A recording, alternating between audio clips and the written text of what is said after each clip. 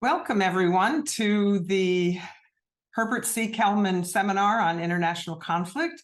And just to remind you that this seminar is co-sponsored by the Weatherhead Center for International Affairs and the Program on Negotiation at Harvard Law School. And I have to say, we're very happy to have our current speaker, President Mahuad, to talk about the current situation in Ecuador. And as excited as we are to have him here with us, we're also feeling very sad about what is unfolding or what has unfolded in Ecuador. So just want to also remind everyone that it takes a team to pull off a seminar like this. And we have a great team here between the Weatherhead Center and PON. We have Nicole Bryant, who's the managing director, James Kerwin, Diane Long, and Billy Fairfield. And I just want to thank them very much for everything that they've done to make this happen today. So the other thing I wanted to mention is that because we probably will have a number of people interested who may not be English speakers, and I want to remind you that if you want to hear this translation into Spanish, go down to the show captions function at the bottom of the screen and just click on the language that you would like to have the presentation spoken in. So, and if you have a problem with that, Diane Long is going to put some instructions in the chat. You could take a look at that too. So, and the other thing I wanted to mention is that we are recording this, and we will have it available next week sometime. So take a look on the PON website if you'd like to revisit this presentation. But for now, let me say that President Jamil Mahuad is going to be talking. The title of his presentation is Ecuador's Current Tragedy: From an Island of Peace to the Most Violent Country in Latin America. And as I said, we're thrilled to have him here because, I mean, who better in the Harvard community to come and speak to this issue than a former president of the country of Ecuador? So let me tell you a little bit about President Mahuad. He was president of Ecuador from 1998 to 2000, mayor of Quito, and an MP, a mayor of Quito from 1992 to 1998, and an MP between 1986. Oh, well, he had a couple of stints as an MP in the 80s and 90s. But he was also a Nobel Peace nominee in 1999 for his role in negotiating and signing the definitive peace treaty with neighboring country Peru, which resolved the last and oldest source of international armed conflict in the hemisphere. This is former President Clinton's remarks. He's a recipient of the World Wildlife Fund Gift to the Earth Award, and for his leading example in protecting the tropical rainforest in the Ecuadorian headwaters of the Amazon. President Mahuad has been a board member of the Abraham Path Initiative at PON, member of the Global Advisory Council of Mediators Beyond Borders, and honorary board member of the Adaptive Leadership Network. He's lectured at many world-renowned universities, teaches leadership and negotiation as part of the Executive Ed program at the Kennedy School, and is a senior research fellow at the Harvard Negotiation Project at Harvard Law School. He is also a contributing author to Beyond Reason by Roger Fischel and Dan Shapiro, and he published a memoir of his presidency titled Así Dolorizamos. I'm sorry, Mahuad, President Mahuad. The best-selling book in Ecuador that year, that was in 2005. Let's see if I can do a better job. Así Dolorizamos. That's it. Así Dolorizamos al Ecuador. So thank you.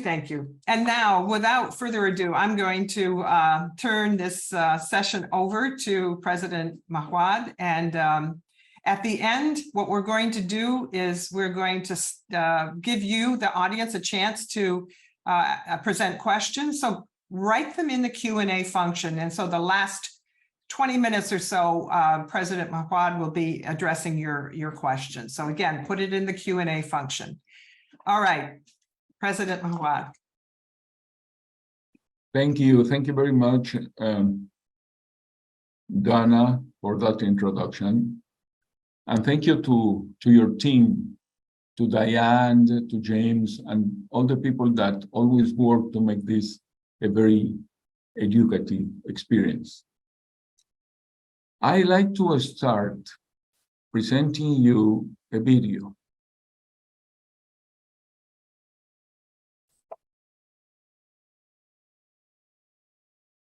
Just 50 days ago, the candidate for the presidency of Ecuador, Fernando Yeno, walked side by side with the public who had entered the political rally without any control or search of weapons.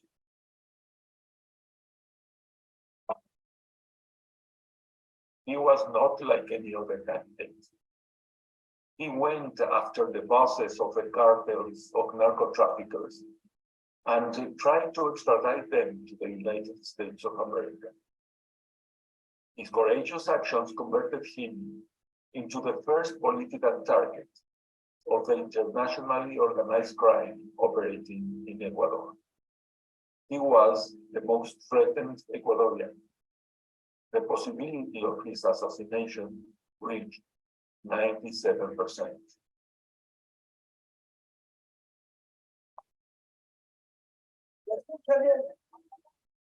A mí me han dicho que use el chaleco. Aquí estoy. Camisa sudada, carajo. Ustedes son particulares. No lo necesito. Ustedes son un pueblo valiente. Y yo soy valiente con ustedes. Ustedes son quienes se cuidan. Vengan, aquí estoy. Dijeron que me van a quebrar. Aquí estoy. Aquí está la orilla. Que vengan los capos del narco. Vengan. Que vengan los sicarios.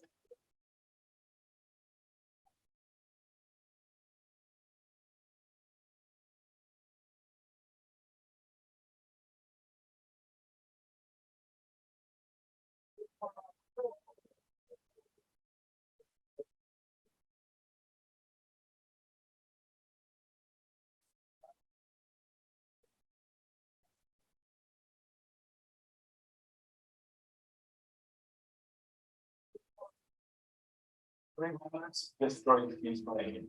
A few minutes later, Villavicencio died at the hospital, only 125 steps away.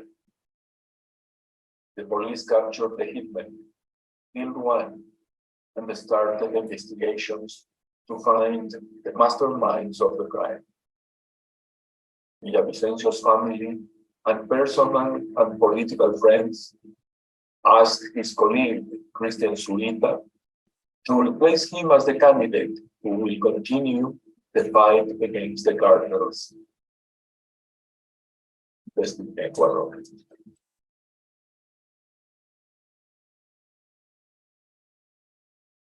This is a tragedy that my country lived 50 days ago. What is the reason for a country that was considered an island of peace in South America, being located between Colombia and Peru, traditionally known for having guerrilla movements and a lot of violent crimes, why this island of peace became probably the most violent country in Latin America? The first reason is this one. There are 300 million of consumers of cocaine in the world.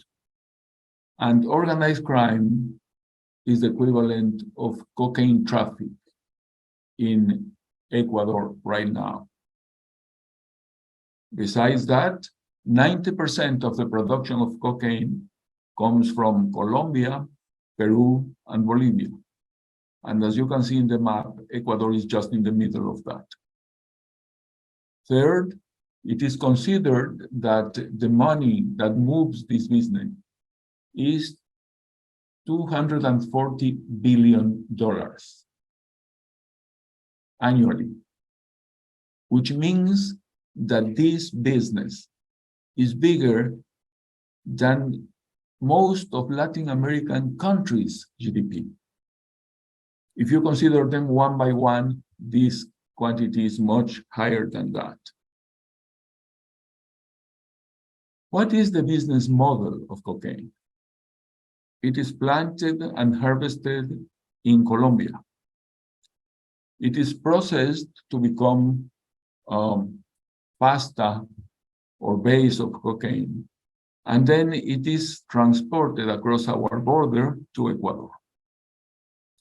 Then the business model in Ecuador consists in the internal transportation, the storage of the cocaine, and the export to international markets. This is a very important slide I will comment in a minute. So after the exports produce the benefits, we have some related crimes: money laundering, arms traffic, and illegal mining. Why the cartels came to Ecuador? The first reason is location. The second is that we have a very porous, permeable border, so it's very easy to bring cocaine from the departments of Nariño and Putumayo in Colombia, where most of the cocaine is produced.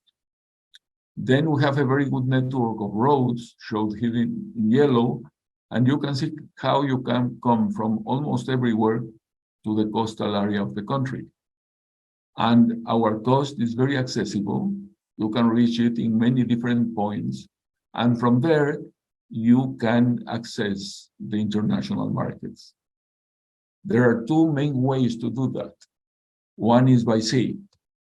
You have big ships, and they can contaminate the containers. So they insert drugs in the containers that are bringing, especially bananas or shrimps, to the United States of Europe. Then you have a small, go-fast boats. They come to the middle of the ocean. They reach bigger boats, and they continue with the travel to El Salvador, Guatemala, Honduras, or the west coast of the United States. And then on top of that, you have airplanes, small airplanes, Vipers, Cessnas. They usually bring money to pay for the drug. They bring arms, which are part of the transaction, and they get the drug and bring it to the markets. So it's a place where you can get a lot of benefits by doing things. Why the cartels became so powerful as to kill a presidential candidate in my country? Because they have tons of money, because they have very cruel methods. The silver or lead, we say in Spanish, translating it literally, or you get the money of the bribe, or you will be killed. And because they have managed to get a lot of legal protection, they have infiltrated the whole system. The judges, members of the police, some members of the armed forces, they have members of the press, they have members of Congress, so they have a network that protects them. Then we have different moments in this process. At the beginning, the state, the government of Ecuador, was an adversary of the drug traffickers. The best example is the Base de Manta. This is an Ecuadorian airport controlled by the Air Force of Ecuador, and we signed an agreement with the United States Air Force so they could use the airstrip to bring planes and do the surveillance of the area. So they could look at the airplanes flying, the boats moving in the sea, they could intercept communications, they could go against them, capture them, and stop them. This is one example. There were others. We were controlling the frontiers very well. Then we came to a second state. The state was like neutral, was turning the blind eye to the problem. Later, it was much more complicated.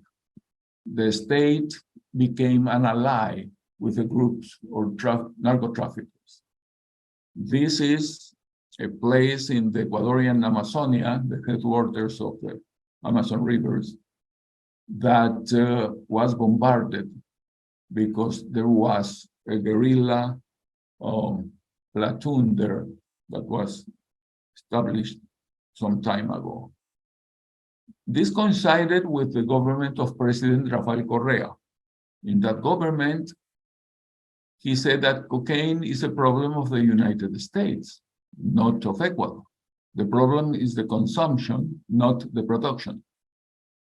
Then, in this bombardment, and according to some serious investigative journalists, he got the support of the FARC for his presidential campaign. Then he terminated the Base de Manta agreement. So we lost the capacity to do the surveillance of the area. And the solution could have been to ask the Americans to leave and to put something instead of that. But he did not renovate the contract and put nothing in exchange. Then he was a believer of the concept of universal citizenship. So any person from any country in the world could come without the requirement of a visa. So we got people with bad reputation from many places that enter freely to Ecuador. Then we were not asking for the typical Interpol controls before people come in. He increased the amount of a person would possess and not considering just for possession, for consumption, not for trafficking. He expelled the Drug Enforcement Administration and then moved the police forces controlling the border. So you see a lot of actions going in the same direction. So the question, if now we are a cooperative state, or we were, what is the future? Will we become a narco state when the narco traffickers are not cooperating with the government, but become the government? They believe they are the government, like it is happening in Venezuela right now. What is the problem? I like the definition that a problem is the distance between where I am and where I would like to be. The main question is, what do you want to accomplish? Do you see this as a security problem? If this is a security problem, you need to treat the narco traffickers like foreign enemy combatants. That means you can use lethal arms and lethal actions to stop them. Or do you consider the problem as a drug policy problem? So all these methods will not be allowed. Then I would like to mention two very important classes that we have at Harvard, very well known by the students. The one is by Ronnie Heifetz, Leadership on the Line. The most interesting story about the basis, I would consider the basis of his teaching, is the analogy of the patient going to see a doctor. The patient has a pain in the back. The doctor says, you have stones in your kidney, and we need to extract them and you will be working again. 10 years later, the same patient comes to the same doctor with the same pain and says, please, doctor, take the stones out again. And this time the doctor finds it is a cancerous tumor and the problem is completely different. The question Ronnie loved to ask is, what is the difference between a situation A and situation B? Because you have the same patient, you have the same doctor, the same pain. So what is the difference? In the first case, he says, You know the problem. Any decent doctor can take the stones out of the kidney, and you know the solution. So when you know the problem and the solution, you need an expert. You need a manager. It is a technical problem that can be solved with a technical fix. In the second case, you don't know the problem. Cancer is a problem that is known partially, and the solution is known partially. So you're required to work with every single patient to get feedback from them, not only from him, but from the reality, the family, the friends. You need to adapt the doses of chemotherapy, etc. So in this case, you don't need a manager. You need a leader, a person that performs a completely different task. So this problem that we are dealing with is a problem that has a technical part and has an adaptive part. And in the technical part, you can work on the supply side, eradicating the coca plantations, substituting them, destroying illegal laboratories, improving the border control, go after the illicit money. If you want to work technically on the demand side, treat drug abuse as a disease, decriminalize, improve the treatments, you see, any expert in these things can perform that job. But the adaptive part of the problem, we need to learn by doing, because these problems are very new and happens only in few parts in the world.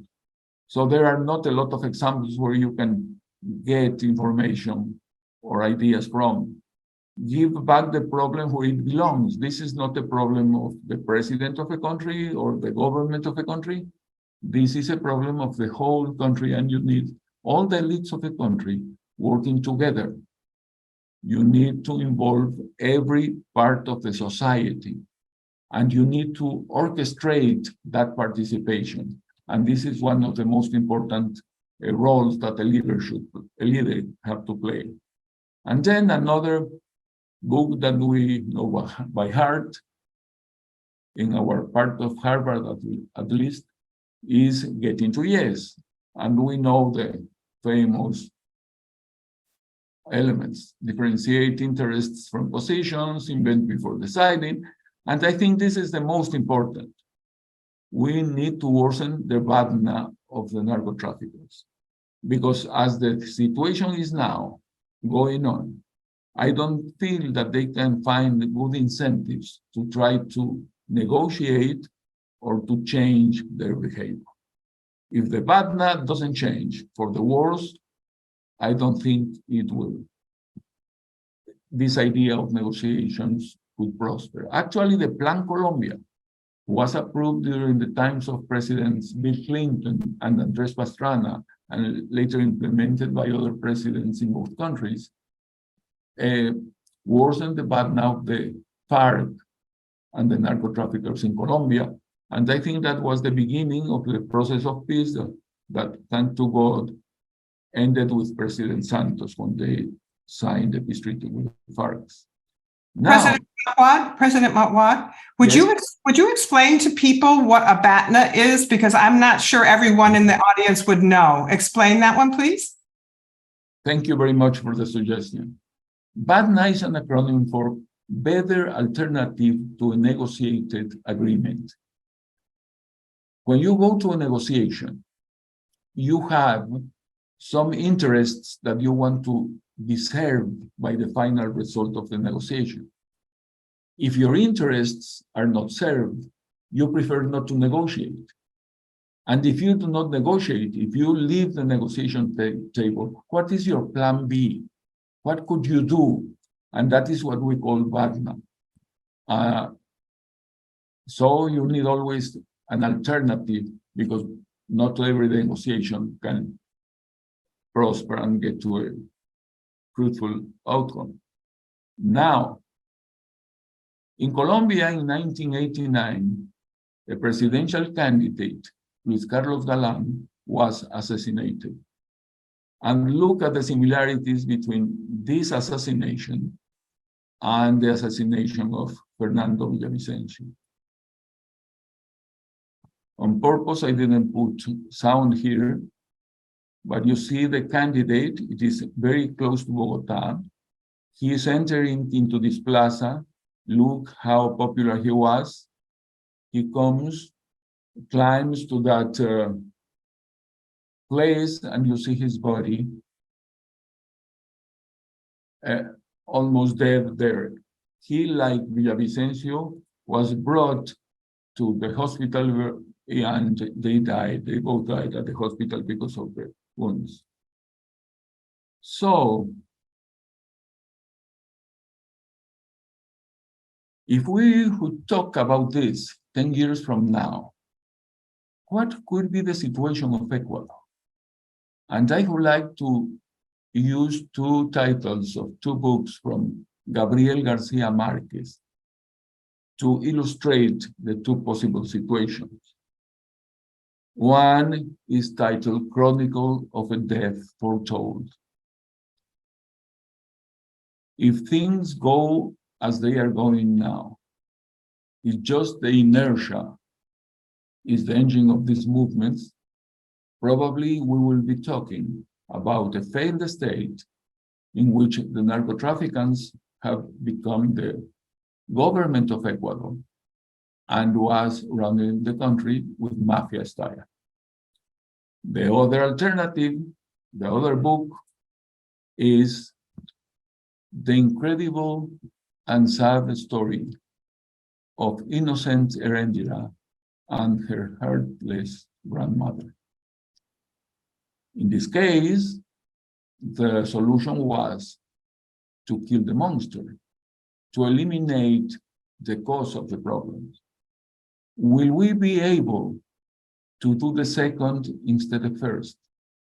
Could we be able to stop this falling that my country is going through?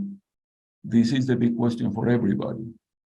But if we do that, if we can stop the narco-traffickers from taking care of the government, we will be honoring Fernando Villavicencio's fight. He was fighting on behalf of millions of Ecuadorians that want to become an island of peace again. And we all have this big stake. We all have to act. And this is a call to action for the good people in my country that love their country and want a better future. I will stop there.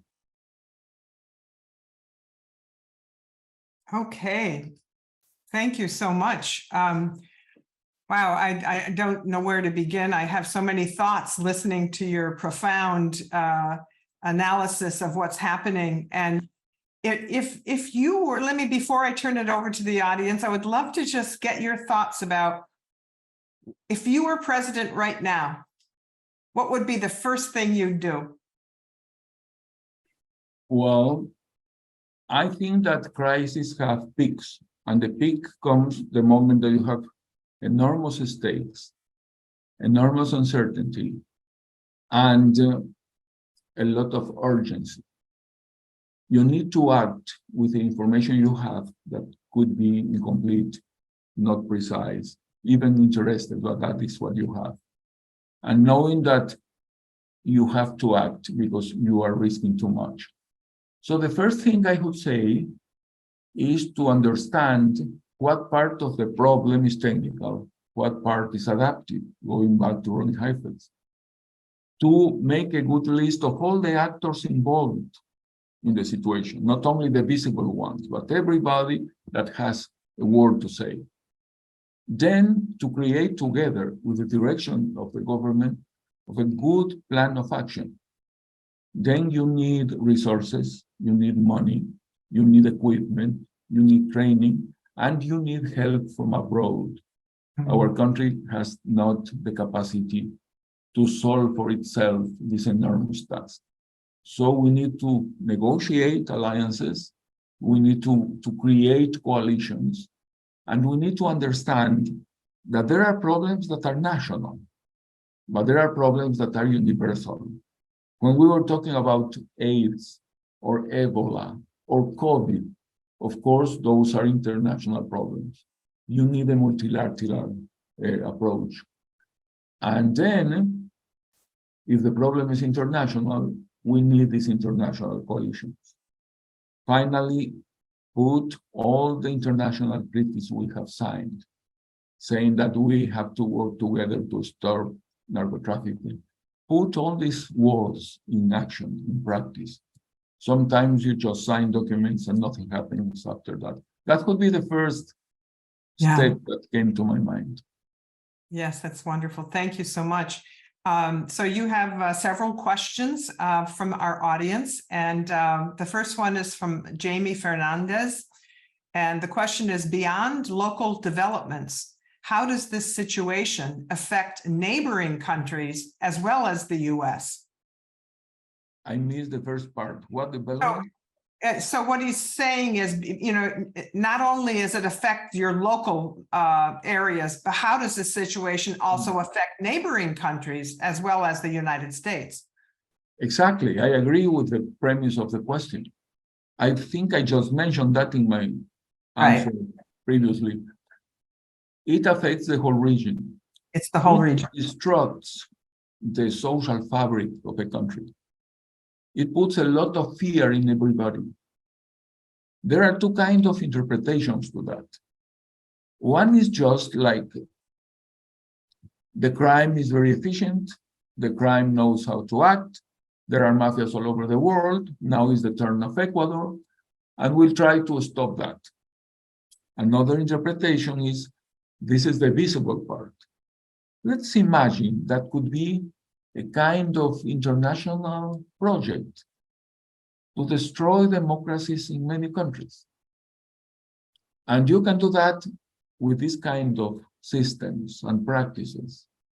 How can you have elections, free elections, when the candidates are afraid of being killed, when the people are afraid of showing on the streets? They destroy the economy. Many restaurants in Ecuador are closing very early because people do not take the risk of coming late for dinner. They destroy the mutual trust between people. I have friends that never answer the phone if the call comes from a number that they do not identify, just for protection. So the consequences are terrible. And we do not produce coca, but we export coca because our facilities are better than the neighboring countries, and because we need a very clear plan to stop that we don't have yet. So I agree, these are international problems and affect everybody. Yeah. Okay, thank you for that. Nelson Baldeon has a question. Another very important factor is the gasoline subsidies that Ecuador has. This provides cheap mobility and reduces the cost production of narcotics. Gasoline are part of the narcotics formula. Cheap gasoline. I agree with that.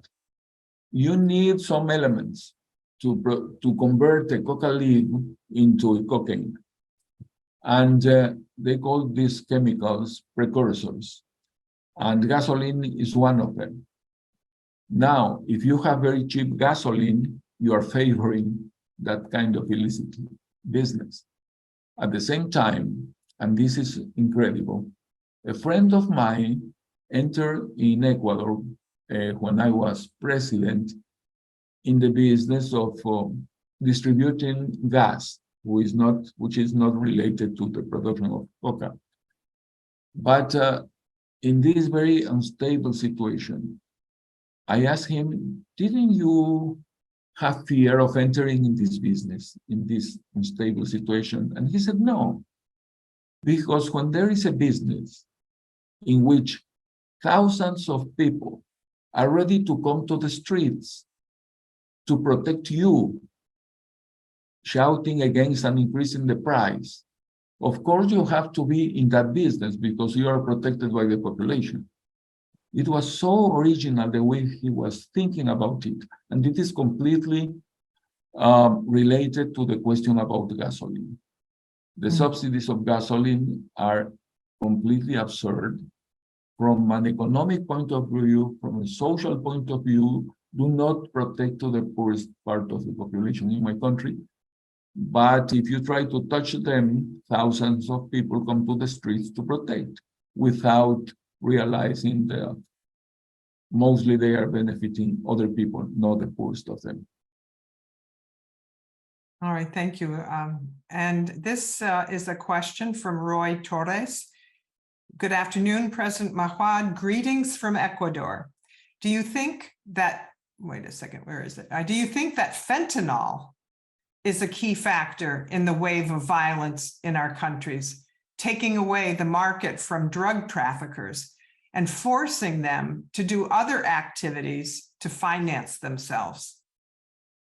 This is very interesting because it is related to the marketing part. Yeah. 3 big events, and connecting with the previous question about how international the things that happened become. The first one was the peace that signed by the FARC and the government of Colombia. Some people did not agree with the peace treaties, and they were dispersed, and they became producers of coca in many different parts. So we disseminated the problem, one effect. Another effect, and I am answering from the market point of view, was COVID. Because of COVID, first, the control of the cartels was weakened. They couldn't control us before. Then they have overstock of cocaine, because of course they couldn't commercialize it like before. So the moment that COVID disappeared, they came with more aggressive tactics to put the cocaine in the market. They needed more distributors. And as they have enough cocaine, they paid to the intermediaries and to the people that work in domestic traffic in coca. So everybody that got part of the payment in coca became a distributor of coca. And now what is happening, it is incredible, because the area of coca production, this is a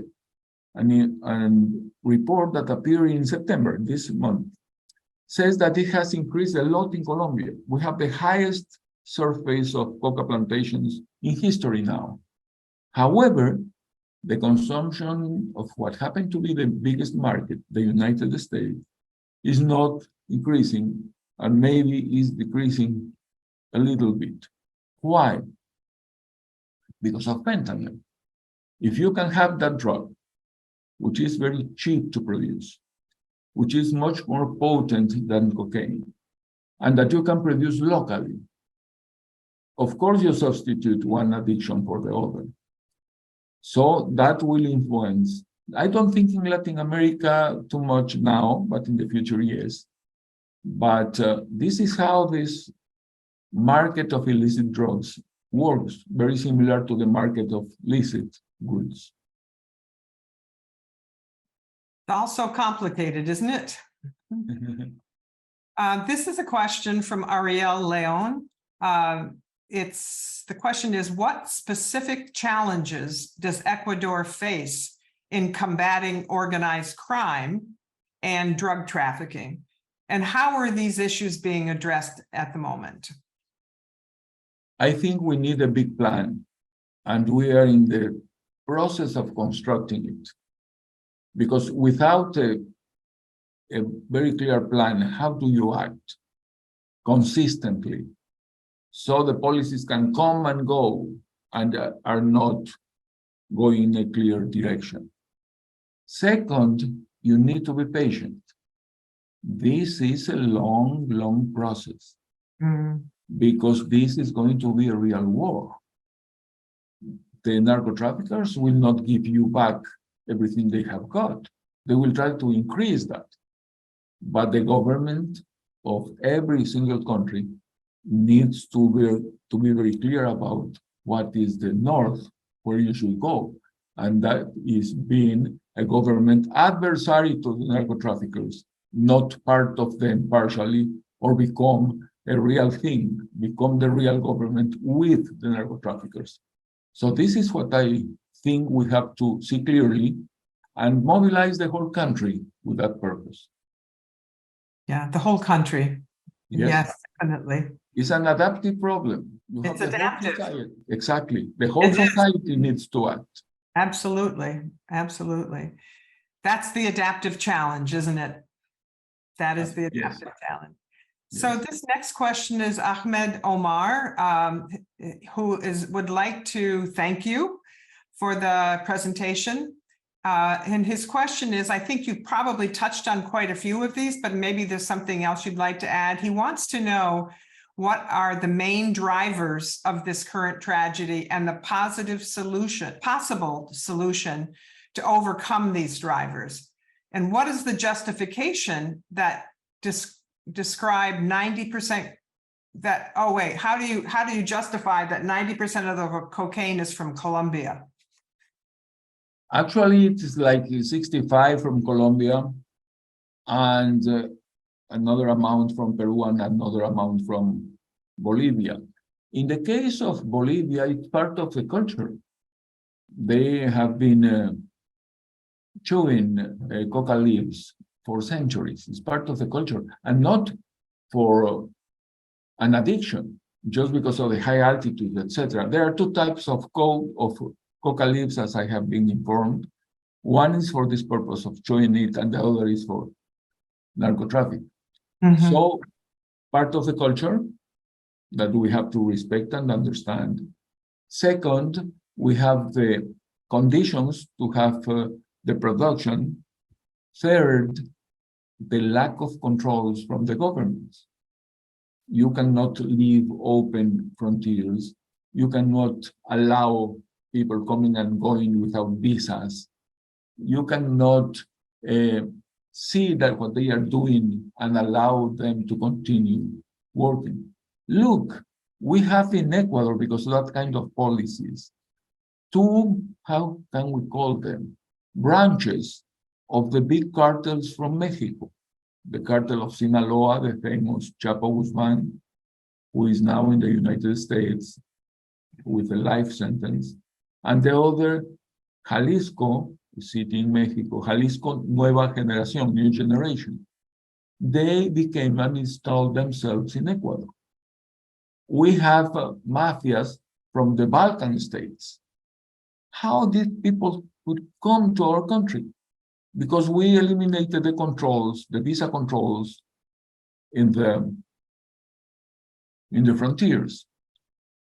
So that is something that we need to change. We have the conditions, the geographical conditions, the situation, the location of the country, plus the inaction of the governments. All that combined explains the situation. Okay, thank you. This is another greeting from Ecuador. Roy Torres, do you think that El Salvador and Nayib Bukele's, is it? Bukele's government could be an example for Ecuador? I think that what President Bukele has got is really remarkable. The dark side is that he's accused of violating human rights. Yeah. That he has captured too many people, that there is no due process, that could be innocent people there in prison. So those are things that I suggest that should be cleaned. But the benefit of controlling the maras, was the local name for the gangs, and converting El Salvador in a very peaceful place now. And it is revealed in the reaction of the people. The popularity of President Bukele is around 90% of job approval. So I think he is the most popular president in Latin America right now. And if somebody takes the most important problem of his community, of his country, and finds a solution after decades in which the solution was not visible, and implement it, that should be recognized. And in that sense, I don't like to copy things, but I always like to see what others are doing and extract the main ideas and adapt that to the countries, to the specificity of each country. Yeah, it's certainly something to think about, isn't it? In spite of the human rights implications, but it's something happened there that really addressed a big piece of the problem, sounds like. All right, this is Alejandro Davila. President Mahuad, there's been a leftward movement in governments in Latin America, from Chile all the way to Mexico. As you mentioned, former President Correa, moving from a blind eye to being an ally of the criminal organizations, do you think that other left-wing governments could turn their support to criminal organizations dealing with trafficking of drugs or persons? There is always that risk. In the case of Venezuela, it's completely well documented. The mafias became part of the government. There are parts of the territory of Venezuela that has been given away to this kind of mafias. So it is always a temptation for that. Remember that when Pablo Escobar, the biggest narco trafficker in the 90s, was alive, he was trafficking drugs to the United States through Cuba. That is very well documented against. So for some people, if they can hit the imperialists, if they can hit the United States to promote revolution, that is absolutely okay. And they could use any means in his hands or her hands to produce that result. This increase of the surfaces of cultivation of coca in Colombia now is a question that President Petro is answering repeatedly, because he has been asked that question many times. And in the case of Bolivia as well, that was a very important part of the policy of the country for decades. So yes, we have to be very attentive, because the moment you capture the government, and that has been the conduct of the socialists of the 21st century, as they call themselves, they use democratic means to reach power. And while in power, they forget about democracy, and they do anything necessary to never leave power, from not allowing free elections to ignoring them when they lose. So it's good to be always aware of that. Yeah. Yes, thank you. I think you've hit on this question, but maybe you'd like to say something more. This is from Paul Esqueda. Any lessons learned from the experience with Pablo Escobar in Colombia? He almost succeeded in taking over control of the country. Yes. What happened in Colombia, let's say after Luis Carlos Galán was killed? Their positions were radicalized between the government and narco traffickers, the cartels. They blew up the installations, the facilities of one of the biggest newspapers in Colombia, El Espectador. They put a truck bomb, not a car bomb, a truck bomb, next to the service of intelligence that blew the building, trying to kill the chief of that service. They then started kidnapping people to get ransoms. But more than that, because they have enough money, they started capturing figures of political significance with the purpose of trying to get some advantages. For example, the extradition to the United States, they tried to stop that. Or trying to influence in Congress for passing or not passing this or that law. They did that. Finally, Escobar said, I will pay any young person from Colombia, I think it was 500 pesos, for each policeman they killed. Just because they were using uniform. They didn't have to be anti-narcotics policemen. And if it is not a policeman, but a sergeant or lieutenant or whatever, the price was higher. Just bring me the evidence that you killed that person, and I will give you the money. All of that happened in Colombia.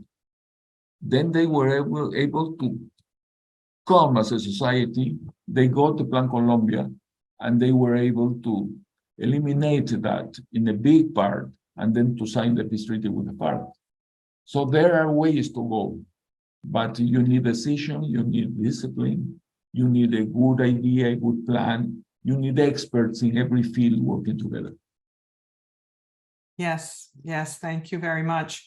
Adolfo Arguello has a question for you. President Mahuad, thank you for your time. What are your thoughts about the Thomas Schelling framework to understand or tackle organized crime? And how can we incorporate it in the region, depending on the context, of course? Thank you. I would like some specificity about the Tom Schelling approach about that specific issue. I am not well informed. I take the question to make a couple of comments. I had the pleasure and the privilege of meeting Tom Schelling when he was teaching at the Kennedy School. Then went after to the University of Maryland, and he shared a Nobel Prize in economics while being there. His main idea, as I understand, was about the tension, how you have to arm a country to be a threat big enough for the other country to convince the other country for not using nuclear weapons. Mm-hmm. So if you attack with a nuclear weapon, the first strike, and you cannot destroy completely the other country, the retaliation can destroy your country as well. So having nuclear arms on both sides is a kind of mutual reassurance that nobody will use those bombs, nuclear bombs. And it brought this to some, from some point of view, insane idea that you have to use, you are forced to use billions and billions and billions of dollars building weapons with the hope that you will never use them. We have so many needs in the world that money could be much better used in other fields. But for protection against a nuclear attack, we have been doing that for decades. All right, thank you. I think this is going to be the last question because we need to turn it over to Nicole Bryant for a few minutes at the end to talk about what upcoming events in at PON. But here's a question from Desiree Campuzano. She says, thank you, President Mahuad. Greetings from Quito. Amazing intervention, she says. How do you restructure an existing system that lacks institutionality, legitimacy, and organization? Ecuador lacks resources, and the international community is not willing to invest in security in our country until the control has gone too far, like it happened in Colombia. A good public policy, and I think the question is related to that. Yeah. And thank you for the greetings from Quito. I was, as you mentioned, done at the beginning, 6 years mayor, and this has been probably the most beautiful part of my life as a public servant. Oh. So thank you very much. But a good public policy, it doesn't matter in what field. In my view, needs 3 supports. It's like a table with 3 legs.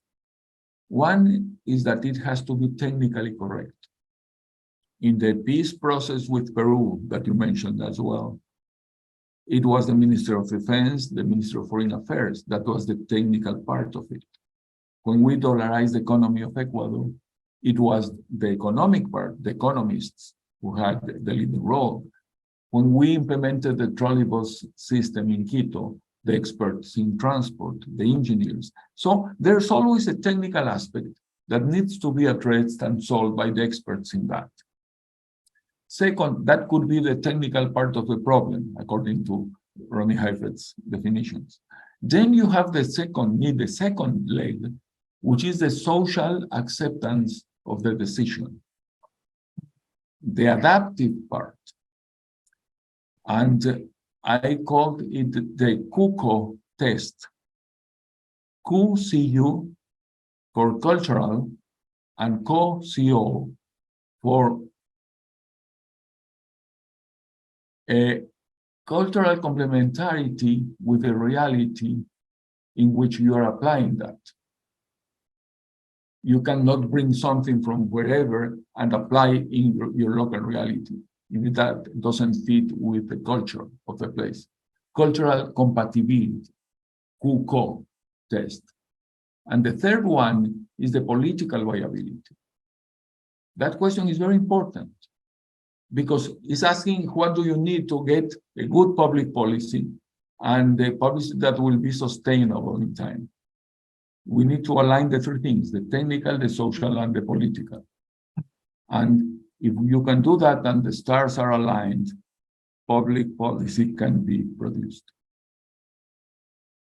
So, President Mahuad, do you think that there is an understanding of the difference in Ecuador among the political parties? Do you think there is an understanding of the difference between a technical solution and an adaptive solution?